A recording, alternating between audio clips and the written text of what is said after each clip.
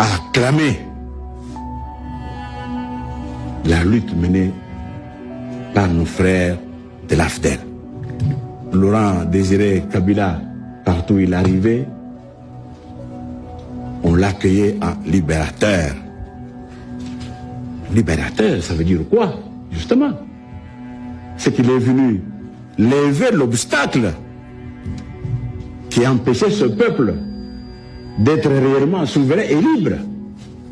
Parce que le peuple avait déjà acquis sa liberté, mais il était sous la pression du dictateur qui résistait toujours. Et nos frères d'AFDEL sont venus neutraliser ce dernier obstacle pour permettre à ce peuple d'être totalement libre. Et cette fois-ci, de faire en sorte qu'il puisse suivre les chemins qu'il avait tracés à la conférence pour régir la nation pendant la conférence nationale souveraine. Notre frère Kabila et ses compagnons de lutte viennent de nous rejoindre à Kinshasa il y a 5 jours. Il est arrivé exactement mardi le soir.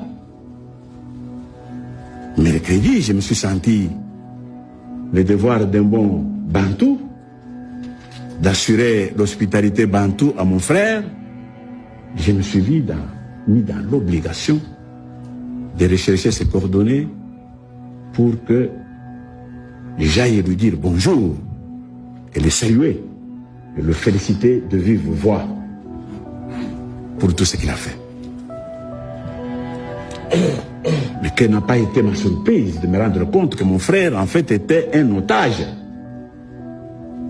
d'un groupe de jeunes gens que je ne connais même pas, qui ont tout fait pour m'empêcher de voir le président Kabila. Jusqu'à ce jour, je n'ai pas pu avoir accès à mon frère. Embrigadé par ces jeunes gens-là tout autour de lui. J'ai même l'impression que ce qu'on dit décidé par l'AFDEL, j'ai l'impression que c'est plutôt ces gens-là et non pas mon frère Kabila. Je n'étais pas fatigué. On continue parce que nous savons l'importance quand même. On ne dirige pas un pays comme on dirige sa maison.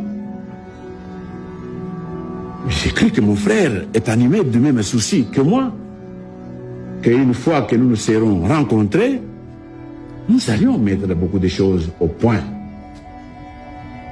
Parce que j'étais déjà effrayé par l'allure que son mouvement avait pris depuis le Lubumbashi, où mon frère s'était autoproclamé président de la République, et une série de décisions, suspension de ci, suspension de ça.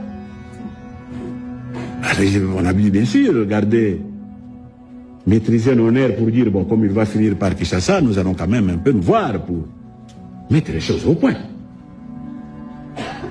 Et il doit être évident pour tous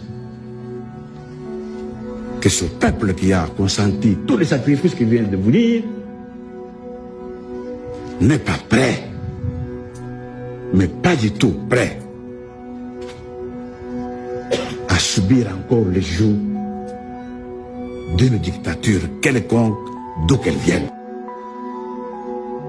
Le 25 juillet 1997, des militants descendent dans les rues